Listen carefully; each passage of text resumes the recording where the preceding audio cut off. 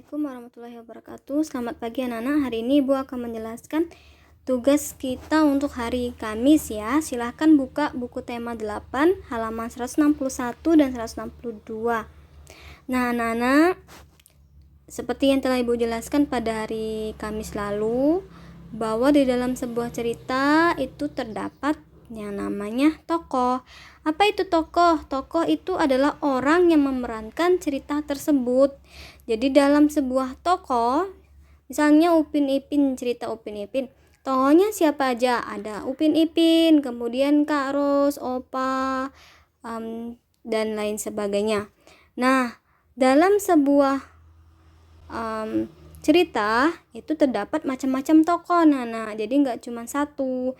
Nah, misalnya setidaknya ada 4, yaitu tokoh antagonis, tokoh utama, tokoh pembantu, kemudian tokoh protagonis namanya. Nah, apa itu Bu tokoh antagonis? Nah, anak-anak silahkan lihat pada nomor 1. Tokoh antagonis itu tokoh yang memiliki sifat jahat dalam cerita.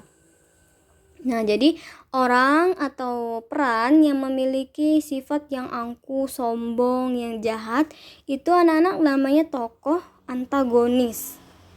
Kemudian ada lagi nomor 2, tokoh utama. Tokoh utama itu apa? Tokoh yang memiliki peran penting dalam cerita.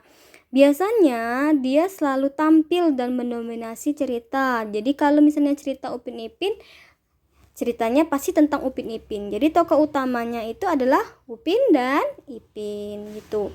Nah, yang ketiga itu tokoh pembantu. Tokoh pembantu itu apa, Bu? Tokoh pembantu itu tokoh yang dimunculkan cuman satu kali aja, sesekali atau beberapa kali di dalam cerita, cuman untuk menghidupkan cerita atau pemanis. Contohnya dalam cerita Upin Ipin itu misalnya Cekku. Nah, Cekku itu biasanya cuma muncul sesekali aja, misalnya waktu Upin Ipin sekolah ada Cekkunya. Nah, itu namanya Cekku, itu namanya tokoh pembantu. Kemudian yang keempat itu tokoh protagonis. Nah, tokoh protagonis itu lawan dari sikap antagonis. Nah, kalau antagonis itu jahat, maka protagonis itu artinya sifat sifat baik dalam cerita. Jadi kalau ada tokoh atau peran di dalam cerita yang sifatnya baik hati, itu namanya tokoh protagonis. Kalau dia jahat, itu namanya antagonis. Oke, jadi dalam cerita itu ada setidaknya 4 tokoh ya, 4 jenis tokoh. Ada tokoh antagonis, ada tokoh utama, tokoh pembantu, dan tokoh protagonis. Oke. Nah, kemudian anak-anak buka lagi halaman 163. Ada sebuah cerita mengenai kendi emas dan ular. Anak-anak baca dulu ceritanya. Ya. Dibaca. Kemudian ada isian ya. Pertanyaan-pertanyaan, ada 5 jenis pertanyaan, 5 buah pertanyaan. Nomor 1, siapakah tokoh utama dalam cerita kendi emas dan ular? Nah, untuk menjawab pertanyaan-pertanyaan ini, anak-anak perlu membaca terlebih dahulu teks cerita tentang kendi emas dan ular. Jadi dibaca dulu, baru bisa jawab. Jawabannya pasti ada di dalam cerita ini.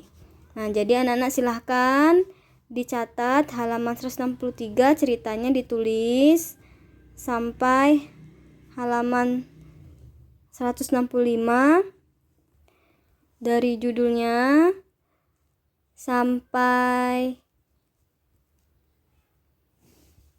baik hati. Kemudian anak-anak isi pertanyaan di bawahnya ya, ada 5, nomor 1, nomor 2, kemudian nomor 3, 4, 5 ya. Nah, ini diisi.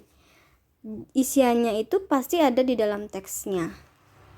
Oke, itu aja untuk tugas hari Kamis ya. Jadi ceritanya ditulis dulu, kemudian